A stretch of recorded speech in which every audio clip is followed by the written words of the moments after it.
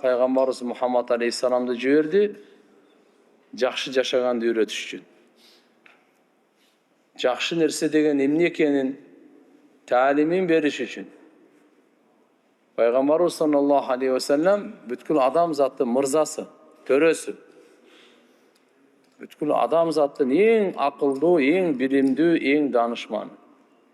Эң жоомарты, эң берешени, эң баатыры.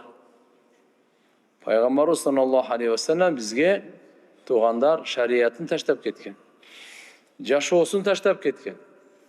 Динин таштап кеткен. Жолун таштап кеткен. Биз жолун жоготкон үммөт эмеспиз. Китеби жок, пайгамбары жок, көчөдө калган үммөт эмеспиз. Биз улуу пайгамбардын үммөтүбүз. Пайгамбарыбыз Мухаммад алейхиссаламдын жолу жашоосу Алла Таалага өтө сүйкүмдүү, өтө жагымдуу. Эң берекелүү жашоо Мухаммад Расулуллахтын жашоосу. Эң нурлуу жашоо Мухаммад Расулуллахтын жашоосу. Эң бактылуу жашоо Мухаммад Расулуллахтын жашоосу. Аллага эң жаккан жашоо Мухаммад Расулуллахтын жашоосу. Пайгамбарыбыздын жашоосу таат, ибадат, илим, маарифат, таквалык менен. Пайгамбарыбыздын жашоосу берешендүүлүк, кичпейилдик, кеңпейилдик менен толтурулган.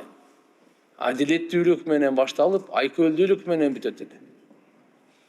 Пайгамбарыбыз Мухаммад алейхиссалам жашоосун Алла субханаху ва таала кыямат күнгө чейин келе турган инсандарга сактап үлгү кылып койгон. Эң чырайлуу өрнөк кылып койгон. Пайгамбарыбыз Мухаммад алейхиссаламдын жашоосу кыямат күнгө чейин келе турган ар бир эркек, ар бир аял, ар бир бай, ар бир кембагал, жаш кары, араб, ажам айырмасы жок, баарына үлгү. Айша энебиз радыйаллаху анха айтат: "Кана Расулуллах саллаллаху алейхи ва саллям ядкуруллах фи кулли ахян." Пайгамбарыбыз Мухаммад алейхиссалам Алла Тааланы бардык абалда, бардык учурда зикир кылат эле дейт, эстеп турат дейт.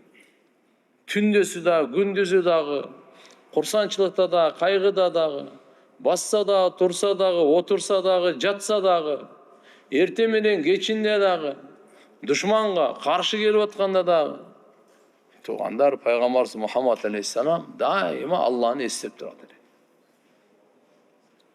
Пайгамбарыбыз Мухаммад алейхиссалам Алла Тааланы эстеп турат. Алланы эстеген бул Алланын буйругу. Алланы эстеген бул инсандын багыты, инсандын максаты. Бул дүйнөдө Алланын зикирисиз бул дүйнө кооз эмес. Бери алым айткан. Ма табаты дунья илля би зикрилла. Бул дүйнөнүн чырайы, коозу, жакшылыгы Алланын зикири менен. Ахиреттин кооздугу, жакшылыгы Алланын кечирими менен. Бейиштин жакшылыгы, бейиштин кооздугу Алла Тааланы көрүү менен. Алланы көрүү менен бейиш кооз. Алланын кечирими менен ахирет кооз. Алланын зикири менен дүйнө кооз. Алланын зикирсиз дүйнө кооз эмес, Алланын кечиримисиз ахирет кооз эмес, Алланы көрбөсө бейиш каяктан кооз? Ошон үчүн бул дүйнөдө туугандар, Алла субханаху ва таала өзү буйрук бергенде: "Фадкуруни адкуркум вашкурули ва ла такфурун." Силер мени эстегиле деди. Алла Таала айтат: "Силер мени эстеп жүргүлө, мени эстеп тургула, мен да силерди эстеп турам. Мага шүгүр кылып тургула. Шүгүрсүздүк кылбагыла." Жараткан Алла Тааланын буйругу туугандар. Ошон үчүн Алла Тааланы дайыма эстеп жүрөлү. Пайгамбарыбыздын жашоосун окусаңыз, сүннөттөрүн, жолдомолорун, багыттарын, чакырыгын көз салсаңыз, Пайгамбарыбыз Мухаммад алейхиссаламдан ар бир учурда Алла Тааланы эстей турган зикирлер, дуалар, Курандын аяттары бардыгы айтылган. Бардыгы айтылган. Шуning inşallah Allah subhanahu wa ta'aladan tawfiq suraylı. Allah Taala Kur'an-ı Kerim'inde ya eyyühellezine amanu zkurullaha zikran katira ve sabbihuhu bukrata ve asila. Ey imanlılar, sizler Allah Taala'nı köp zikir kılgıla dedi. Köp Allah subhanahu wa ta'ala'nı zikir kılgıla, jana аны erteli geç arulap turgula, bardık ayıptan taza ekenin bayandap turgula. Huvellezî yusalli aleykum ve melâiketehu. Al şunday zat sizlerge rahimdoluğun jiberet. Jana anın perişteleri de Allah subhanahu wa ta'ala özgöçe rahimdoluk kılan. Salavat aytat degeni Allah'ın rahimdoluk kılgan. Periştelerin salavat aytkanı sizge bizge Allah'ın duaları. Liyukhrijakum minadh-dhulumati ilan-nur. Sizlerdi karangılıklardan çıkarış için jarıktıka. Ve kana bil mu'minina rahima. Allah iman keltirgenlerge rahimdol zat. İman keltirbegenlerge rahman zat. Dünyadagi bardık mahluklarga Allah Taala Rahman degen sıfatı menen Allah subhanahu wa ta'ala görsetet. Uyku verip atat, işenbegen kapırlarga dele. Allah'ın sökkönderge dele rızkı verip atat. Jerinde jaşat atat. Asmanın tüyünen jay bergen. Tündü verip bepildik bergen.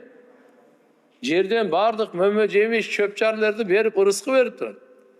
Allah'a işenbegen dediler. Allah'ın çetke kakkan dediler. Bu alamdan koca Allah Taala'nın Ar-Rahman degen sıfatı. Ar-Rahim degen sıfatı jaratkan Allah Taala mu'minlarga khas. Kıyamet günü Allah Taala Rahim degen sıfatı menen mu'minlarga rahimdoluğunu özgöçe görsetet. Mu'minlarga Allah Taala rahimdur. Vezkurullaha katiran leallekum tuflihun. Sizler Allah'ını köp estegile mümkün iyilikке jetersiңер deyt Allah Taala. Hakikatta iyilik Allah'ın zikrinde. Dünya ahiretinin baktısızlığından kutulu Allah'ın zikrinde. Jeniş Allah'ın zikrinde doğan. Kançalık Allah'ını köp zikir kılsak, oşonçoluk günölerden sak bolabız. Tilibizdi günölerden saktay alsak, denebizdi günölerden saktay alabız. Eğer de biz tilibizdi günölerden saktay albasak, dene müçelerini saktaş kıyınırak bolup kalır. Kıyamet günü adam balasının amal defterinde en köp kata жазылған tildegi kata жазылады ekan. Tildegi kata жазылады ekan. Oşun için Peygamberimiz çınığı Müslümanın belgisini aytdı.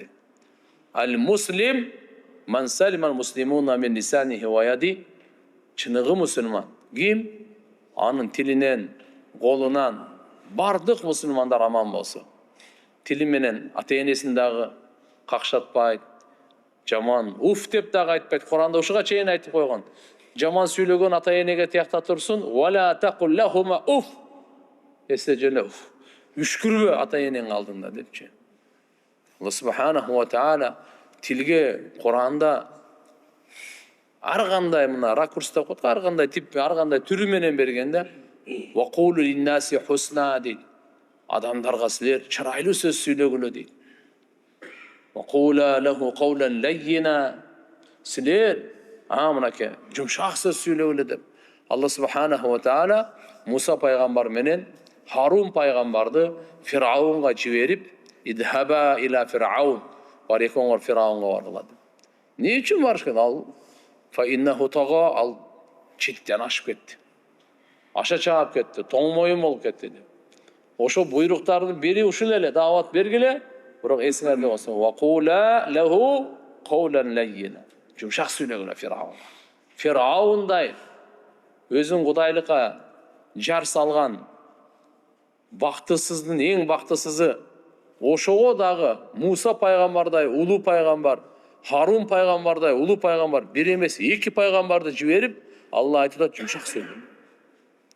Жумшак сүйлөгөндүн аркасынан келе турган результат, натыйжасын айтып койду. La'allahu yatadakkaru aw yakhsha. Мүмкін насаат кабыл алар. Катуу сөздөн насаат кабыл албайт. Корккондон учурда боптур деп коюшу мүмкүн, бирок жүрөгүндө бар сени жек көрөт, каалаганын кылат, сенге айтканын кылбайт. Жумшак сүйлөгөндө адам насаат кабыл алышы мүмкүн экен да. Же болбосо Кудайдан коркуп калар деп атат да. Каулан ма'руфа, каулан карима. Ата-энелерге тууралуу каулан карима, сыйлуу сөз сүйлөгүлө дейт. Урматтуу сөз сүйлөгүлө дейт. Ыззаттуу сөз сүйлөгүлө дейт. Жылуу сөз сүйлөгүлө дейт. Тилге байланыштуу Алла Таала эмне деген өкүмдөрдү берген. Ошон үчүн тилибиз туура болуш үчүн тилди биринчи зикирге үйрөтүш керек экен. Тилди көндүрүш керек экен зикиргечи. Мажбурлап көндүрүшүбүз керек. Кааласа да, каалабаса да. Болбосо тилибиз бизге баш бербейт, контролдон чыгып кетет. Тияка чыгып кетет, бул жака чыгып кетет. Бул чоң оргон, орок. Кичинесиндагы, чоңундагы, кураганындагы, свежийиндагы бардыгын орот да, орок бар го. Тилде ошондой. Все подряд да болчу. Пайгамбар саллаллаху алейхи ва саллям айтып койду. Иннал абд ла ятакалламу би калима. Пенде бир сөз сүйлөйт дейт. Мин ридваниллахи таала. Алла разы болгон сөздү. Ла юлқилаха бала. Ага мындай көңүл деле бурбайт экен да ошо сөзгөчү, анча маани деле бербейт. Бирок тилинен ушундай сөз чыккан, Алла разы боло турган сөз. Ярфауллах биха даражат. Алла Таала ошол бир сөз менен бунун бейиште даражаларын көтөрөт экен. Бейишке киргизип даражаларын көтөрөт экен даже. Киргизип эле койбойт. Алла разы болгон сөздү тилибизден чыкса, ушуга Алла Тааланын бейишке киргизип даражасын көтөрөт. Ва иннал абд ла ятакалламу би калима мин сахатилла. Экинчисин угуп коелу. Пайгамбарыбыз айтып атат, пенде тилинен бир сөз чыгарат, бир сөз сүйлөйт. Алла наразы болгон сөздү. Ла юлқилаха балан. Ага көңүл деле бурбайт. Сүйлөп койгон да, ойлонбой эле туруп эле сүйлөп койгон. Бирок Алла наразы болгон сөз сүйлөгөн да. Яхви биха фи жаханнам. Ошо аркылуу дозокко кулап түшөт дейт. Демек сөз өтө чоң нерсе экен да. Куранда Алла Таала Каф сүрөсүндө айтып койгон. Ма ялфиду мин каулин илля ладайхи рақибун атид. Пенденин, адамдын тилинен бир сөз, кандай гана сөз чыкпасын, жанында турган периште рақиб көзөмөлдөп турат экен. Ар бир сөздү көзөмөлдөп турган периште бар да. Атид жазганга даяр. Рақиб көзөмөлдөөчү. Атид жазганга даяр. Ар бир сөзүбүз жазылат экен. Ар бир сөзүбүз көзөмөлдөө экен. Ар бир сөзүбүз экиге бөлүнөт экен. Же Алланын наразычылыгы, же Алланын разычылыгы. Демек туугандар, ошо тилибизди эгерде биз кааласак, дүйнөбүзгө да пайдалуу болсун, кабырыбызга да, ахиретибизге да пайдалуу болсун десе, анда зикирге келейли. Алла Таала ошон үчүн айтып атат: "Я аyyuhalladina amanu zkurulloha zikran katira." Эй имандуулар, силер Алланы көп зикир кылгыла деди. Көп намаз окугула деген жер жок. Көп орозо туткула деген жер жок.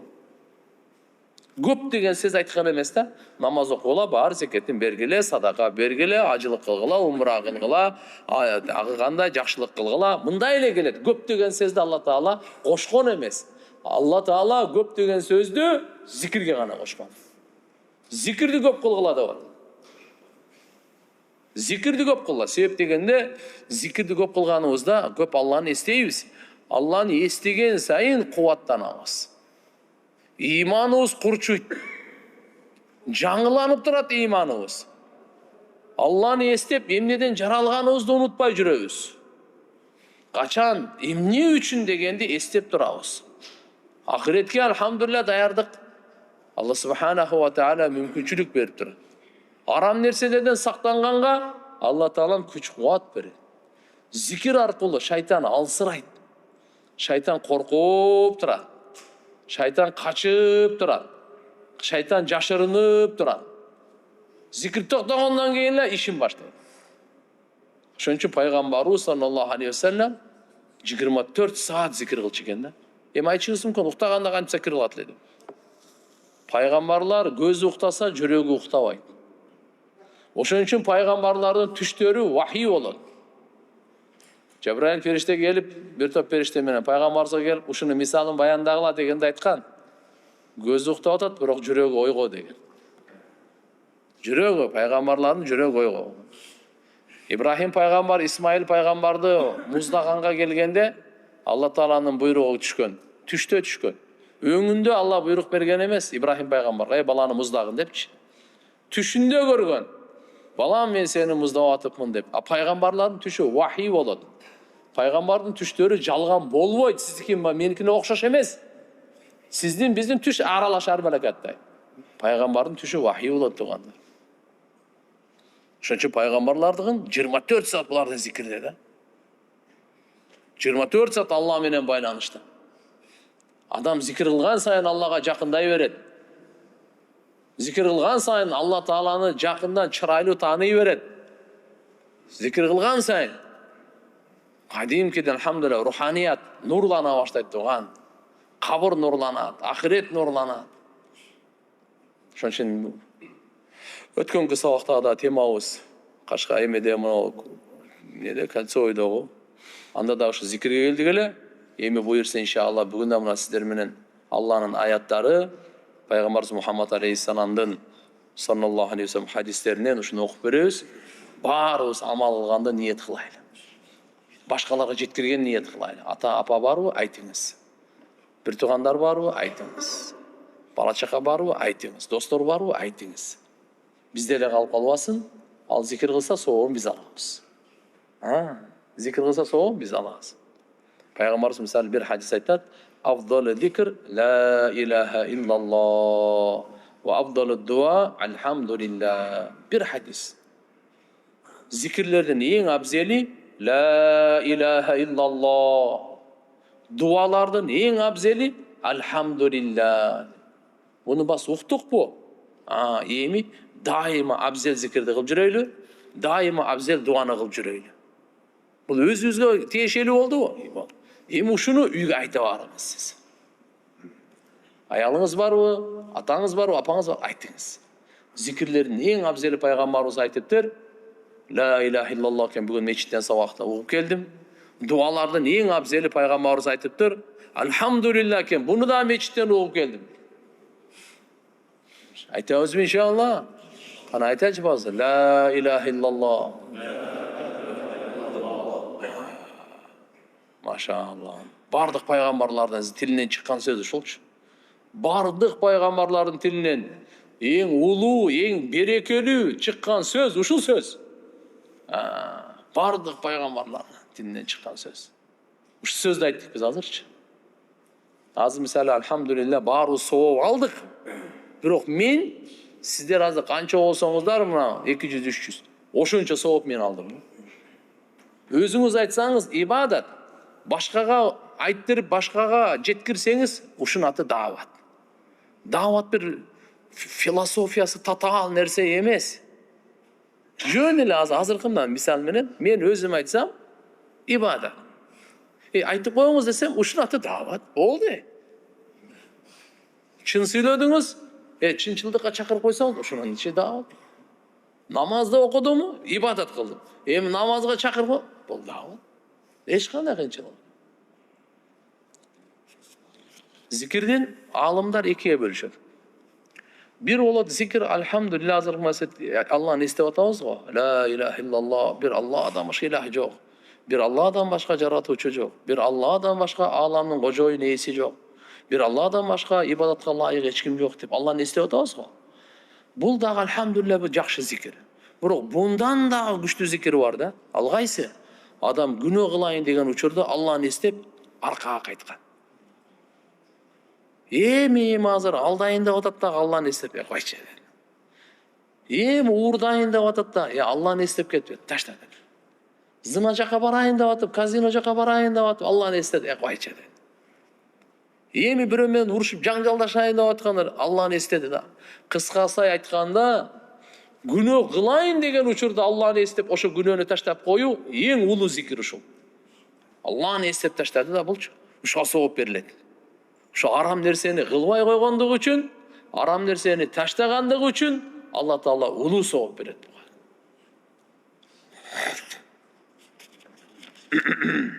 Абу Хурайра радıyallahu anh'dan rivayet aytat biz payg'ambar deb kana Rasululloh sallallohu alayhi vasallam yasiru fi tariqi Makka.